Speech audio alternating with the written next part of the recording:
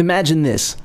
You're used to making your living in nightclubs and bars, but you find yourself in the middle of the heartland at a community college in the cafeteria at noon, and they expect you to do a show. Rob Paragonian. Is this a nightmare? Nope, it's a nooner. Welcome to life as a comic.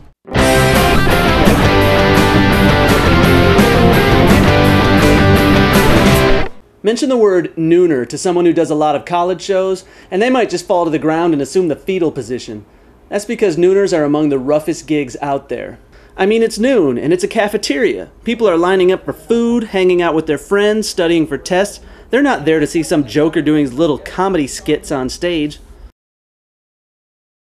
So why on earth would someone put a show on at noon, you ask?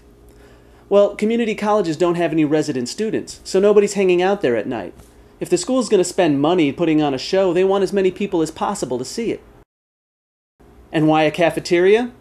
Well, at a community college, it's usually the largest public space, and it's the easiest place for students to gather. All of these factors lead to the point where you're performing for bleary-eyed students eating tater tots. The hardest thing about doing a nooner is simply overcoming the flight risk, ignoring that voice in your head that says, "Run for your life," the minute you see the stage set up. It's usually just a lone mic in the corner of the cafeteria under fluorescent lights, opposite a TV that plays daytime talk shows that has the attention of most of the students in the room. I think my agent knows about the flight risk, because she actually called before the first show of the week to check up on me. Hello? Oh yeah, I'm here, everything's cool. Everyone's checking up on me. No one... Y'all thought I wasn't coming, I guess. So if you do decide to do the show, getting started is no easy task. There's no pre-show music, there's no opening act. There aren't even any lights on you, so there's nothing to let people know that, hey, there's a show going on.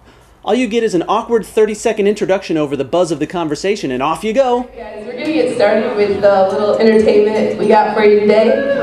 All right, from Comedy Central and the Bob and Tom Show, this is Rob Paragonian. Oh, excellent. We're stunned. Can you feel the magic? I know I sure can't. Success at a nooner comes incrementally. If you notice before the show, people in the crowd aren't even looking at the stage. Your first goal is for them to put down their forks and look at you.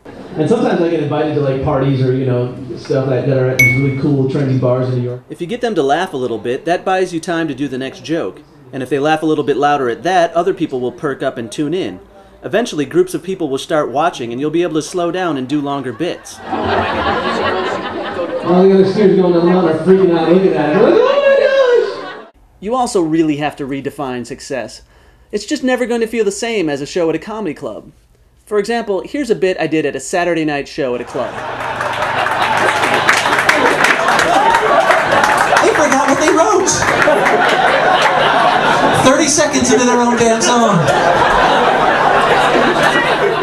Now let's look at that same bit at a nooner. They forgot what they wrote. 30 seconds of their own damn song. That's why if you want to enjoy pop... You just can't expect the same reaction.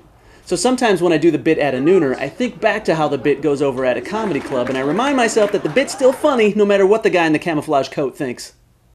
And don't worry if people walk out. At a comedy club, a walkout is death. But at a nooner, it's a good way to boil the audience down to people who actually want to see a show, people who have a sense of humor, and a reasonable command of the English language. The goal is to get a group of people who stay to watch the show after they're done eating. If you're about half an hour in and you see students watching the show with empty plates in front of them, you've done your job. And if they wait until the end of the show to get up and go to class, consider that your standing ovation. But the best way to deal with nooners is something I created called the Nooner Fund. See, I take all of the money I make at the nighttime shows, comedy clubs, and theaters, the shows that don't make me want to kill myself, and I use that for all the necessities like rent and food and bills. And then I take all of the money from the nooners and I set that aside as my mad money for the year to buy all the fun stuff. You know, that stuff that I don't know if I can really afford, but man, wouldn't it be cool? This helps in two ways. First of all, when I'm on stage during the first part of the show and no one's listening to anything I say and I'm doubting every decision I've ever made in my life, I think of all the cool stuff I might buy with the money from that particular show. Then, when I do eventually buy that cool stuff, I think back to a certain show and the blank stares I got, and I say to myself, you people bought this for me.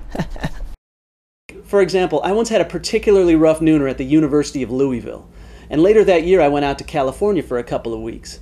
And so when I got to the rent-a-car counter and they offered me that upgrade that I usually turn down, I said screw it and used the money from the Louisville gig to bump myself up to a convertible Trans Am.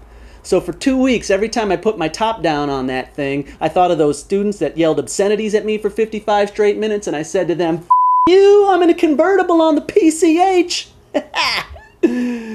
It's childish, but this is what nooners do to a person. Thank you, that guy. Thank you. All right.